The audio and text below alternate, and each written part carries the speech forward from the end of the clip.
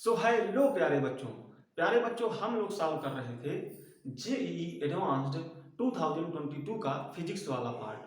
तो इसमें से कुछ क्वेश्चन हम देख चुके हैं। अब जो क्वेश्चन हमने लिया है प्यारे बच्चों, ये क्वेश्चन रोटेशनल मैकेनिक्स और प्रोजेक्टाइल मोशन के मिक्स्ड कॉन्सेप्ट पर बेस्ड क्वेश्चन है।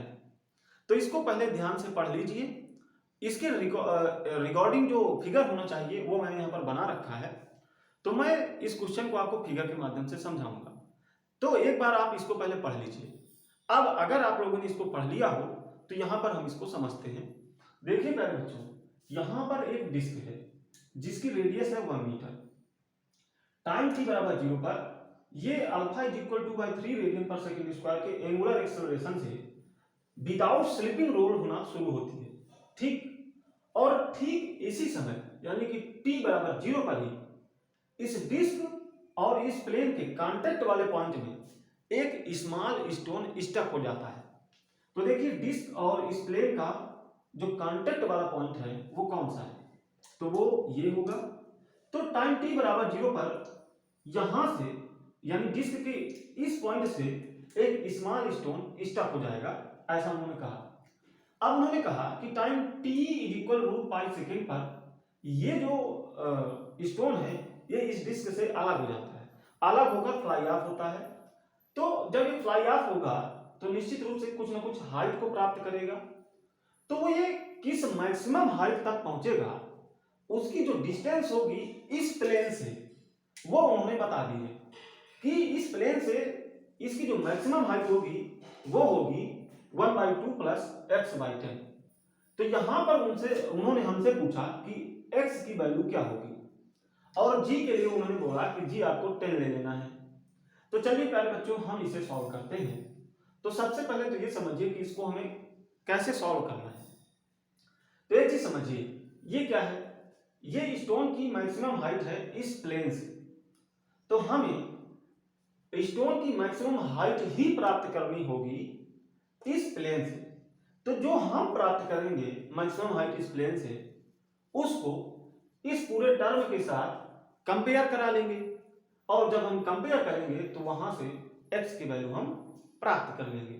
तो हमें क्या फाइंड करना है, हमें फाइंड करना है इस प्लेन से स्टोन की मैक्सिमम हाइट। तो एक चीज समझिए कि मैक्सिमम हाइट के लिए जो फार्मूला होता है वो क्या होता है, तो एच मैक्स होता है यहां पर u/2g, ये होता है एच मैक्स के लिए फार्मूला।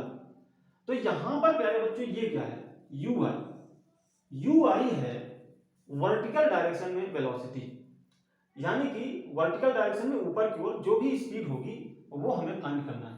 ui क्या है, स्पीड है ऊपर की ओर वर्टिकल डायरेक्शन में। ठीक है, अब यहां पर हम आते हैं, अगर हमें एच मैक्स निकालना है तो हमें यह निकालना होगा कि जो हमारा स्टोन है वो वर्टिकल डायरेक्शन में किस स्पीड से जा रहा है उस समय जब ये इस टाइम पर होगा, यानी इस टाइम पर ये स्पीड हमें देखनी है।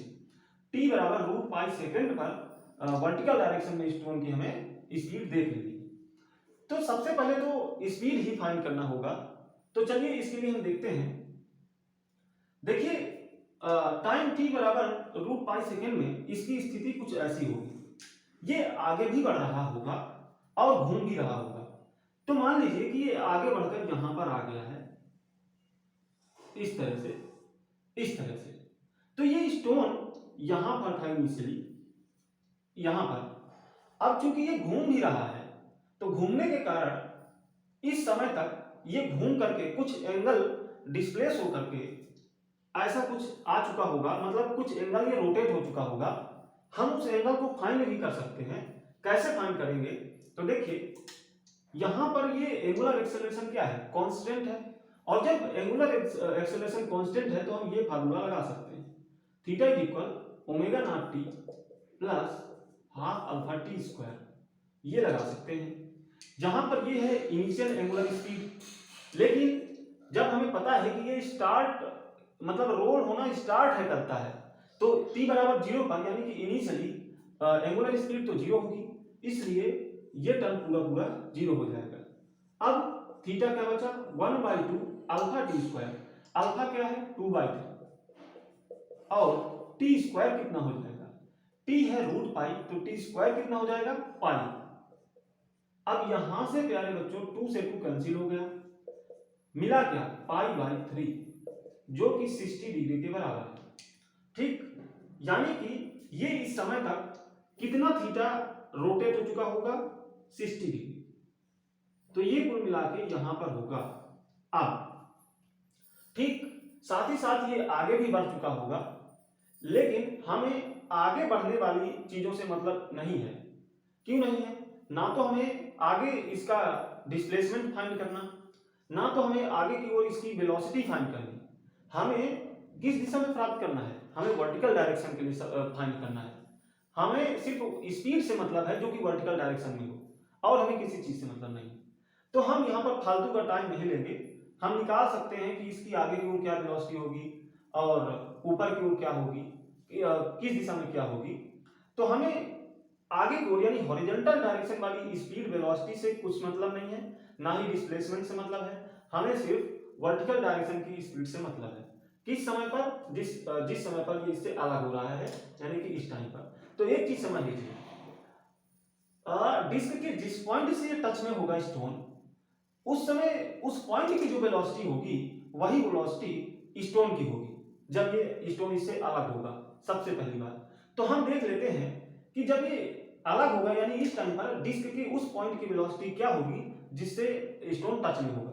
यानी कि यहां पर डिस्क के इस पॉइंट की स्पीड हमें निकालनी होगी, और किस दिशा में मैं बता दिया कि ये आगे भी चलेगा तो आगे की ओर भी इसकी वेलोसिटी होगी, और ये घूम भी रहा है जिसकी वजह से एक टेंजेंशियल डायरेक्शन में भी इसकी एक वेलोसिटी होगी प्यारे बच्चों। लेकिन एक चीज समझिए, ये तो टेंजेंशियल डायरेक्शन में हो गई, और मैंने क्या बताया कि ऐसे हॉरिजॉन्टल डायरेक्शन में भी होगी। तो मैंने बोला कि यहां पर हमें आवश्यकता किस चीज की है? सिर्फ और सिर्फ वर्टिकल डायरेक्शन वाली वेलोसिटी की। तो हम क्या करेंगे, जब ये देखिए ये तो पहले से हॉरिजॉन्टल डायरेक्शन में है, इससे कोई लेना देना नहीं है।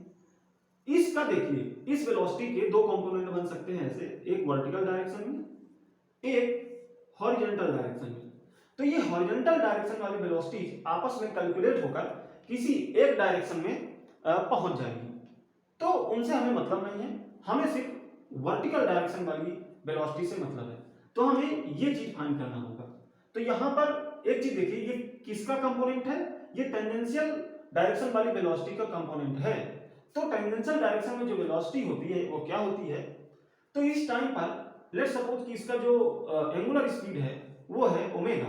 तो यहां पर जो इस डायरेक्शन में टेंजेंशियल डायरेक्शन में जो वेलोसिटी हो जाएगी पार्टिकल की वो हो जाएगी ओमेगा आर।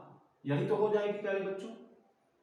अब यहां पर देखिए, यहां पे ओमेगा इस टाइम पर क्या होगा ये सबसे पहले फाइंड कर लीजिए, ताकि इसको हम इसका जो मैग्नीट्यूड है वो हम फाइंड कर पाए। तो देखिए इसके लिए हम क्या करेंगे, हम omega is equal omega naught plus alpha T ये इक्वेशन लगा सकते हैं। ये इनिशियल एंगुलर स्पीड है जो कि 0 है, इसलिए इसको हम हटा देते हैं।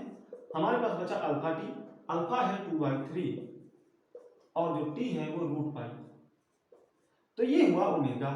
अब यहां पर हम इसको लिखते हैं 2/3 इंटू यहां पर रूट पाई, और आर भी है इंटू में, ये तो ओमेगा हो गया इंटू आर। आर कितना है 1 मीटर, तो इसमें 1 का मल्टीप्लाई करेंगे भी तो यही आएगा। इसलिए टेंजेंशियल डायरेक्शन में जो वेलोसिटी मिली वो इतनी।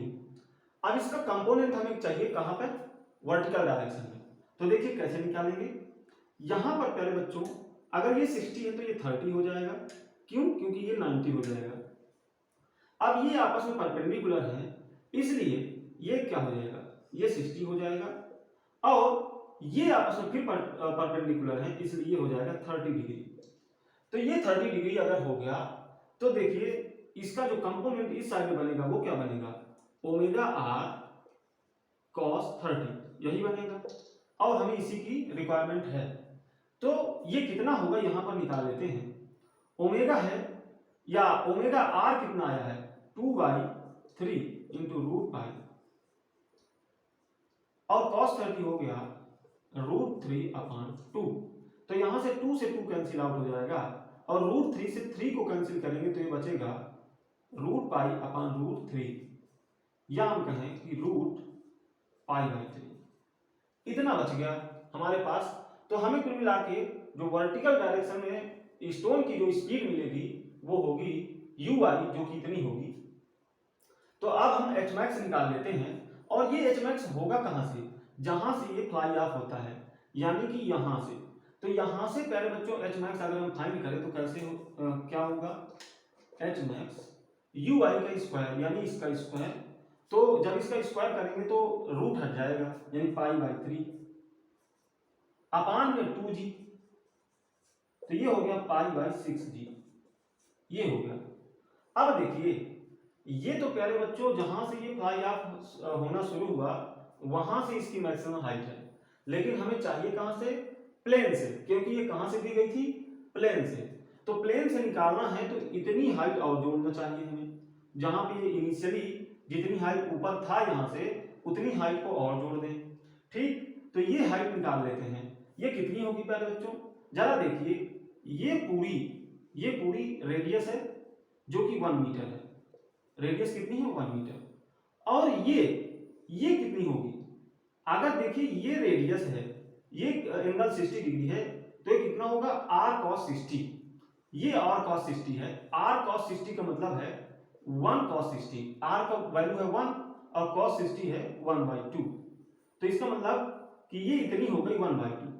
अब ये पूरी 1 है, ये 1/2 है, तो ये कितनी बची, ये भी 1/2 बची, तो ये और ये आपस में इक्वल होगी, इसलिए ये भी क्या है, ये भी 1/2 है।